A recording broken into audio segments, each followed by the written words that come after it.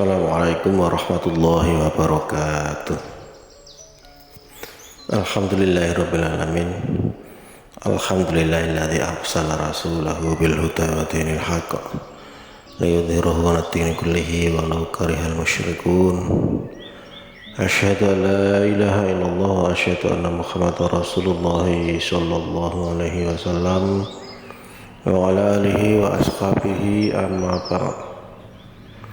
Alhamdulillahirabbil alamin, kita panjatkan puji syukur kita pada Allah yang telah memberikan kesempatan kita pada saat ini untuk sekali lagi melaksanakan sebuah amalan ibadah di sela-sela kesibukan kita mengurusi banyaknya aktivitas keduniaan.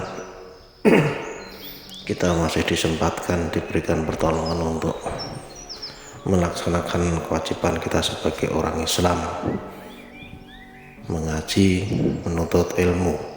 Thalabul ilmi fardhatun 'ala kulli muslim. Menuntut ilmu itu wajib bagi tiap orang-orang yang Islam. Diberikan keadaan saat ini kita sehat, aman, tidak kurang suatu apapun. Mari kita lanjutkan kajian kita pada hari ini. Bismillahirrahmanirrahim. Hadatsana Ahmad ibnu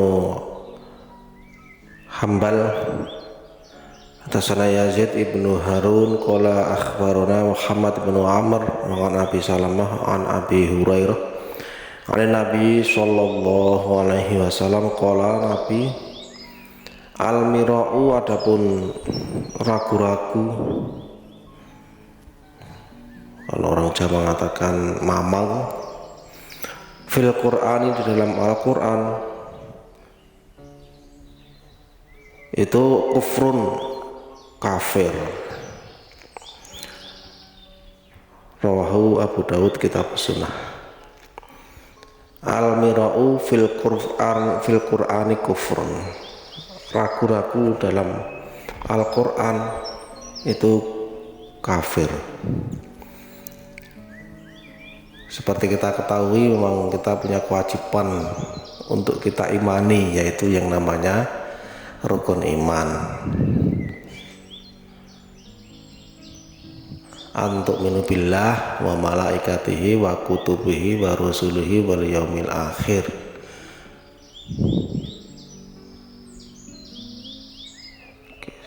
Salah satu rukun iman itu adalah kita harus iman kepada kitab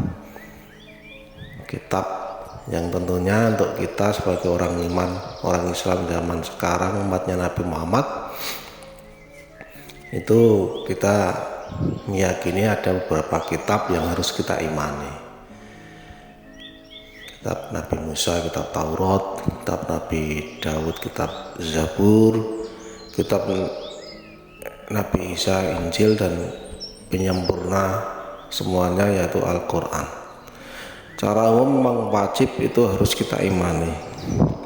Dalam bentuk Al-Quran ini adalah kitab kita yang berisi petunjuk tentang kita beragama, petunjuk kita sebagai orang iman, yang di dalamnya mengandung atau berisi ayat-ayat petunjuk, ayat-ayat hidayah, ayat-ayat aturan, ayat-ayat hukum yang harus kita imani, kita yakini, dan kita laksanakan. Sehingga memang kita, karena itu memang salah satu kewajiban kita mengimani apa yang ada dalam Al-Quran, sudah masuk logika jika kita sudah masuk nalar kita jika kita tidak yakin salah satu unsur di dalam Al-Quran, salah satu ayat di dalam Al-Quran, maka sudah sepantasnya itu menjadi pintu kekafiran kita. Karena memang iman pada kitab itu adalah suatu kewajiban, suatu keharusan, bukan sesuatu yang istimewa. Kalau kita dikatakan kafir karena kita tidak yakin kepada Al-Quran. Ini bukan masalah ngatain kita kafir, enggak. Ini adalah bahan kajian. Ini adalah ilmu yang telah disampaikan oleh Rasulullah Shallallahu Alaihi Wasallam. Ini adalah hukum dasar dari seorang Islam yang mengatakan iman itu harus iman, salah satunya adalah iman kepada kitab Allah, yang notabene kita sebagai orang Islam zaman akhir, umatnya Nabi Muhammad, adalah kita harus mengimani seluruhnya apa yang terkandung di dalam Al-Quran itu sebagai sebuah kewajiban, ayat-ayatnya, hukum-hukumnya dan sebagainya. Sehingga ini memang sebagai pondasi dasar keimanan kita, tidak boleh ragu-ragu sedikit pun di dalam Al-Quran.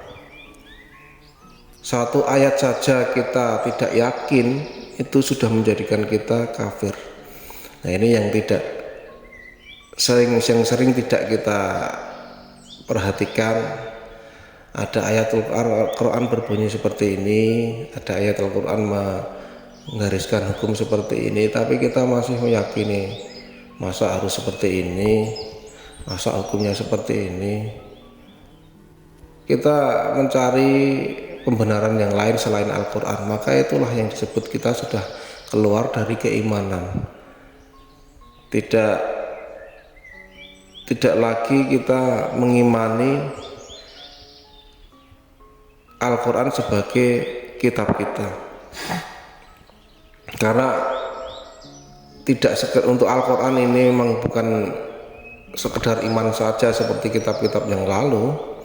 Kitab yang lalu kita hanya wajib mengimani saja keberadaannya. Ada kitab Taurat, Injil, kitab Zabur, itu kita meyakini hanya meyakini keberadaannya, karena memang itu diperintahkan oleh Al-Quran bahwa kita harus iman. Tapi untuk Al-Quran sebagai kitab kita sendiri, kita tidak hanya sekedar yakin keberadaannya, tapi kita meyakini, mengimani, menerima semuanya sebagai hukum yang berlaku pada kita. Sehingga kita membantah apa yang ada dalam Al-Quran satu saja, satu hukum, satu aturan, atau bahkan satu cerita yang disampaikan di dalam Al-Quran dan kita tidak yakin, tidak mempercayai, wah ini tidak mungkin, ini bohong, ini masa seperti ini, nah, kita sudah terjebak di dalam kekafiran. Hati-hati ya para sahabatnya, saudara jamaah semuanya, ini memang hukum ya, jadi bukan masalah apa istilahnya di luar itu, masalahnya kita takfiri, bukan. Ini dalam ranah kajian ya, ranah kajian, ranah hukum untuk kita pahami bersama,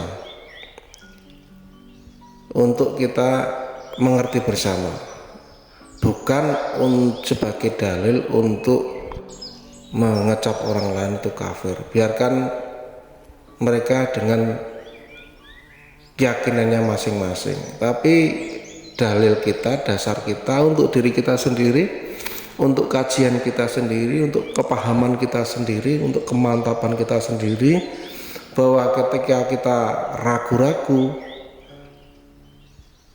di dalam Al-Quran, di dalam isi Al-Quran, di dalam ayat-ayat Al-Quran, di dalam hukum-hukum Al-Quran, maka itu sudah kita terjebak ataupun keluar dari keimanan kita, karena itu sifatnya mutlak. Iman kepada kitab Al-Quran dan segala isinya itu sifatnya mutlak, bukan pilihan, bukan kebaikan dalam arti sebaiknya, bukan alternatif dan sebagainya. Ini adalah kewajiban mutlak kita sebagai orang yang mengaku Islam, itu harus berdasarkan Al-Quran. Sehingga lucu juga ketika kita mengatakan orang Islam, orang iman, tapi ketika ada Al-Quran, ada hukum-hukum Al-Quran, kita tidak mengimani, tidak meyakini, bahkan menolak, bahkan mencari hukum yang lain. Nah itu juga sudah tidak masuk akal sebenarnya. Sekali lagi ini bukan masalah tadi istilahnya di khalayak rame itu kita mendengar ada takfiri, bukan. Ini yang mengatakan Rasulullah, sama seperti kewajibannya sholat, itu sholat juga perintah yang ada di dalam Al-Quran. Orang yang tidak melakukan sholat dihukum juga kafir karena dia telah melanggar perintah Allah di dalam Al-Quran. Aqimis sholah wa atuz zakah. Sama orang yang tidak membayar zakat, tidak mau membayar zakat, menolak dengan kewajiban zakat, dia juga dihukumi kafir di hadapan Allah. Begitu ya, sehingga kita tidak terjebak dalam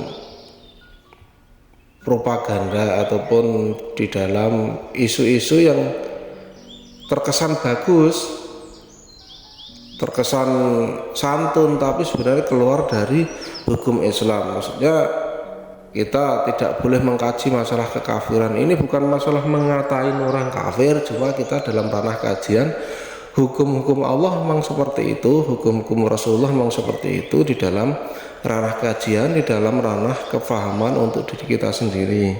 Tapi sekali lagi kita tidak boleh mengatakan orang lain itu kafir, orang lain itu munafik, orang lain itu musyrik selama dia belum mati. Karena ketika masih iman,